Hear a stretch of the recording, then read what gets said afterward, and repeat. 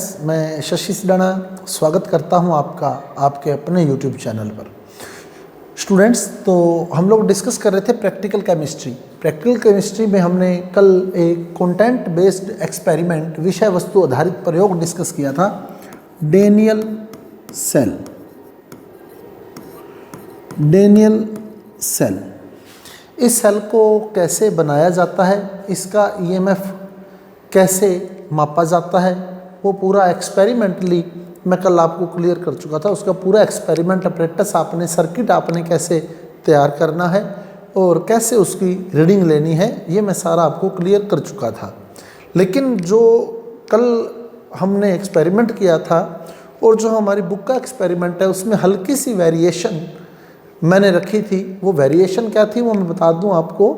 यदि आपने मेरा पिछला वीडियो नहीं देखा है वो एक्सपेरिमेंट वाला, तो उससे पहले आप वो एक्सपेरिमेंट वाला वीडियो जरूर देख लीजिएगा, जिसका लिंक मैंने डिस्क्रिप्शन बॉक्स में दिया है, ताकि ये आपको कॉन्सेप्ट जो है वो सारा क्लियर हो सके।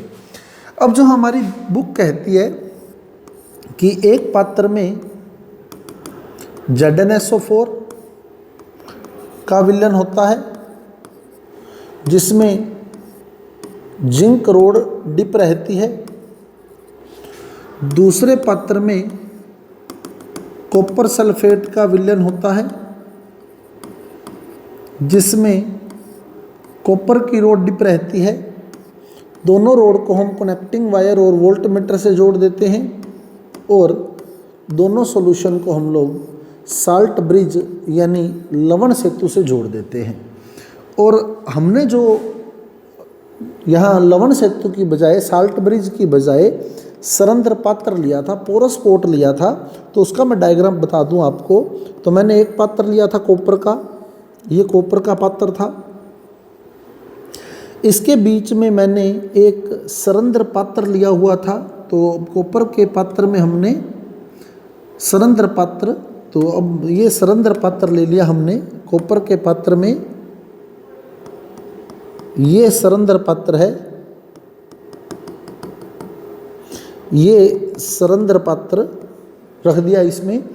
अब कॉपर वाले पात्र में, यहाँ सरंध्र पात्र में हमने जिंक की रोड डिप की थी, सरंध्र पात्र में जिंक की रोड लगा दी थी। और कॉपर वाला जो पात्र है, ये कॉपर का पात्र है, ये ही पॉजिटिव इलेक्ट्रोड का काम कर रहा था, जिंक वाला नेगेटिव इलेक्ट्रोड का।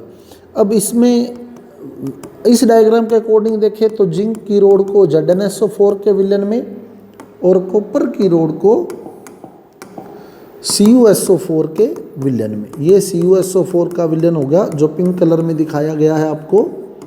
और दूसरा जो है वाइट कलर वाला, वो ये मान लें ZnSO4 का विलयन हो गया। और ये रोड जो है जिंक रोड हो गई। ये हमारी बुक के डायग्राम है। लेकिन हमने जो वेरिएशन रखी, वो वेरिएशन क्या थी, पहले वो देख लें आप लोग कि वो वेरिएशन क्या थी और उस वेरिएशन से कोई फ़र्क पड़ेगा या नहीं पड़ेगा। क्योंकि कल स्टूडेंट्स के मेरे पास फ़ोन आए कि सर जब हम H2SO4 इसमें ले लेंगे, हमने जो वेरिएशन रखी वो यहाँ H2SO4 का विलयन लिया था, ZnSO4 के बजाय। हमारी बुक कहती है कि यहाँ ZnSO4 का विलयन होता है, लेकिन हमने यहाँ H2SO4 के विलयन में जिंक रोड डिप रखी थी, जिंक की रोड डिप रखी थी। दूसरी तरफ वही कॉपर सल्फेट ही था, जिसमें कॉपर रोड डिप थी।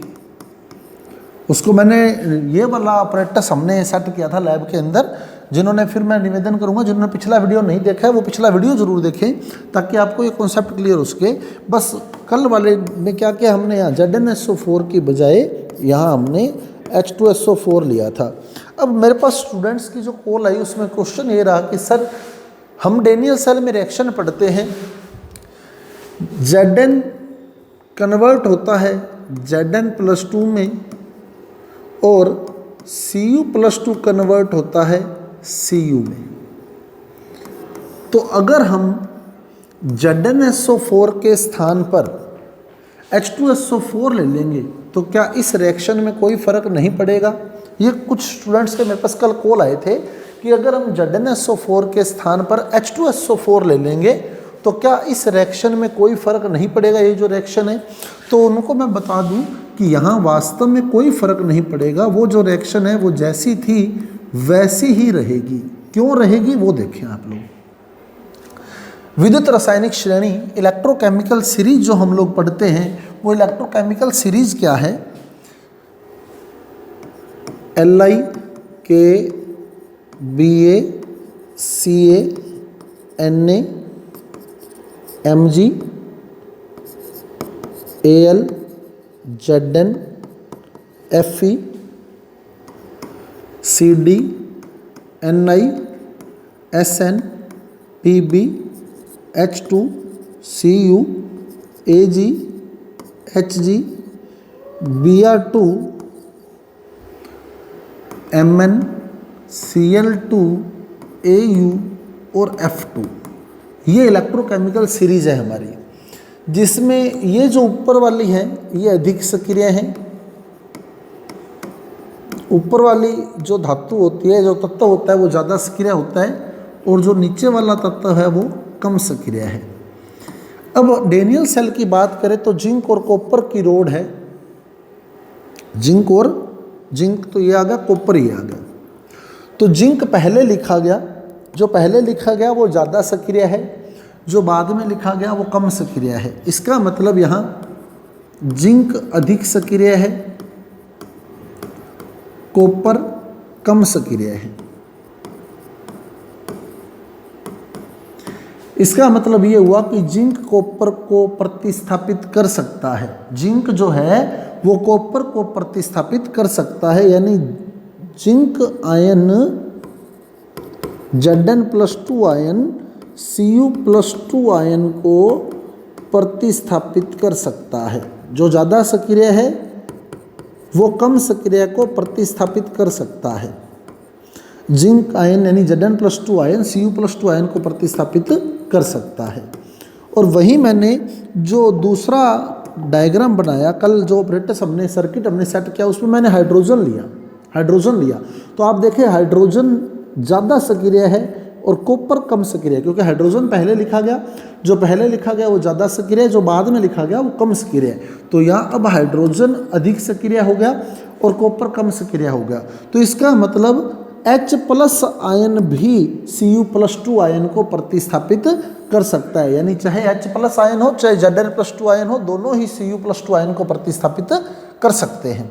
और अब देखें Zn और H को देखें, Zn पहले लिखा गया, H बाद में लिखा गया, तो इसका मतलब Zn+2 आयन जो है वो H+ को प्रतिस्थापित कर सकता है। Zn+2 आयन H+ आयन को प्रतिस्थापित कर सकता है, और H+ आयन Cu+2 आयन को प्रतिस्थापित कर सकता है। H+ आयन Cu+2 आयन को प्रतिस्थापित कर सकता है। अब पूरा प्रोसेस समझे क्या हुआ वहाँ, जिसको ये बात क्लियर हो गई है कि Zn ज़्यादा सक्रिय है, हाइड्रोजन कम सक्रिय है, यानी Zn+2 आयन H+ आयन को प्रतिस्थापित कर देगा, और H+ आयन Cu+2 आयन को प्रतिस्थापित कर देगा, क्योंकि H जो है कॉपर से ज़्यादा सक्रिय है, तो H+ आयन Cu+2 आयन को प्रतिस्थापित कर देगा। अब वो देखें पूरा स्टेप सिस्टम क्या लगा। अब यहाँ देखें Zn पर हुआ ऑक्सीकरण, तो Zn की रोड पर हुआ ऑक्सीकरण, Zn बदल गया किस में, Zn+2 में 2 इलेक्ट्रॉन त्याग कर, Zn बदल गया Zn+2 में 2 इलेक्ट्रॉन त्याग कर।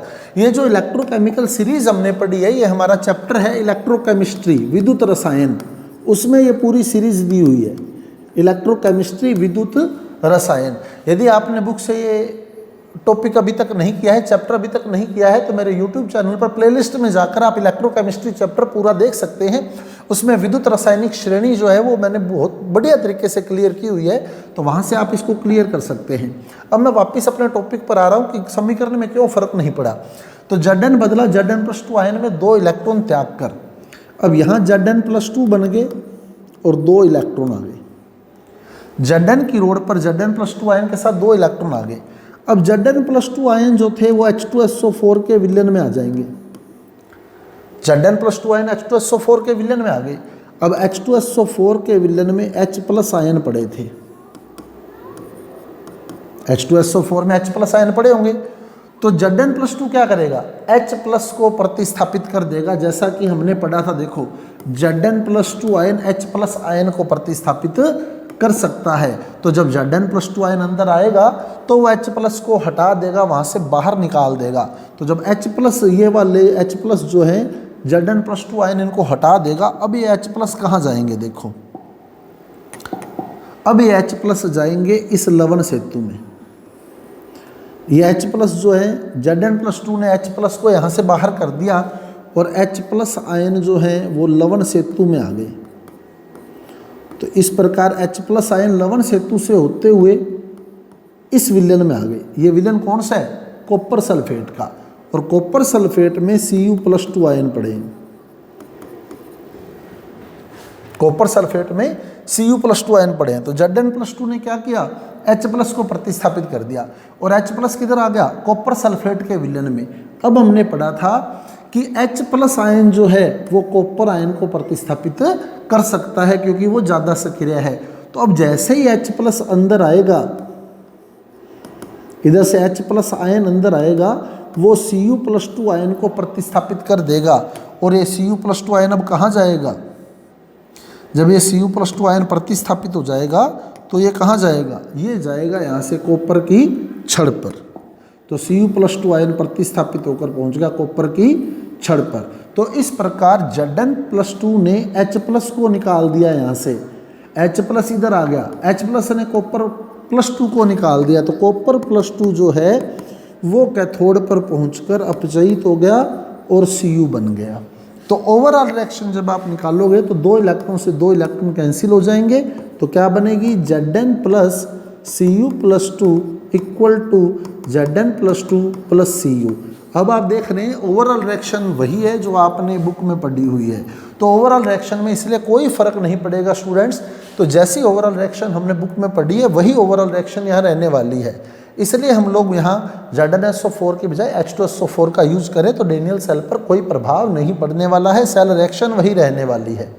क्लियर। अब आप देखें इलेक्ट्रॉन किधर से किधर फ्लो किए, ये भी कुछ स्टूडेंट्स का डाउट है कि सर इलेक्ट्रॉन का फ्लो हमें समझ नहीं आया। तो जब ये Cu+2 आयन यहाँ पहुँच गए, देखो विलयन वाले Cu+2 आयन कॉपर की छड़ पर पहुँच गए, तो जो जिंक की छड़ पर 2 इलेक्ट्रॉन पड़े थे वो इधर मूव कर गए। Cu+2 में 2 इलेक्ट्रॉन जुड़ गए और Cu बना गए। Cu+2 में ये वाले 2 इलेक्ट्रॉन जुड़े। अब आप देख सकते हैं इलेक्ट्रॉन जो है वो जिंक से कॉपर की ओर आ रहे हैं, इलेक्ट्रॉन जिंक से कॉपर की ओर आ रहे हैं, तो धारा कॉपर से जिंक की ओर जाएगी क्योंकि धारा का प्रवाह इलेक्ट्रॉन के प्रवाह के बिल्कुल अपोजिट होता है। तो इलेक्ट्रॉन चले हैं जिंक से कॉपर की ओर, तो धारा चलेगी कॉपर से जिंक की ओर।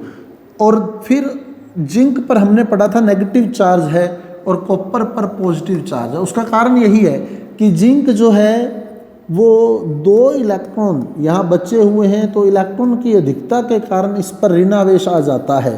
तो जिंक ऋणावेशित इलेक्ट्रोड है और कॉपर धनावेशित इलेक्ट्रोड है। हम लोग केमिस्ट्री में इसे एनोड और इसे कैथोड बोलते हैं। क्यों? क्योंकि केमिस्ट्री कहती है जिस पर ऑक्सीकरण की क्रिया होती है वो एनोड होता है और जिस पर अपचयन की क्रिया होती है वो कैथोड होता है। फिजिक्स वाले उसको एनोड और इसको कैथोड बोलते हैं। फिजिक्स की बुक में उसको एनोड इसको कैथोड बोला गया है, तो वहाँ आपको डाउट नहीं होना चाहिए। फिजिक्स ये कहती है कि जो धनावेशित है वो एनोड है, जो ऋणावेशित है वो कैथोड है। तो फिजिक्स उसको एनोड और इसको कैथोड बोलती है और हमारी जो केमिस्ट्री है वो इसको एनोड और उसको कैथोड बोलती है, क्योंकि जिस पर ऑक्सीकरण होता है वो एनोड है, जिस पर अपचयन होता है वो कैथोड है। तो स्टूडेंट डेनियल सेल पर किसी प्रकार का कोई फर्क नहीं पड़ने वाला है। उम्मीद करता हूँ आपको ये टॉपिक समझ आया होगा, डेनियल सेल की कैसे बनाया गया है, कैसे तैयार किया गया है, क्या वेरिएशन की गई है और क्यों रिएक्शन पर कोई फर्क नहीं पड़ा है। तो ये ध्यान रखिएगा, चाहे हम ZnSO4 लें चाहे H2SO4 लें, डेनियल सेल पर कोई फर्क नहीं पड़ने वाला है, उसकी ओवरऑल रिएक्शन वही रहने वाली है।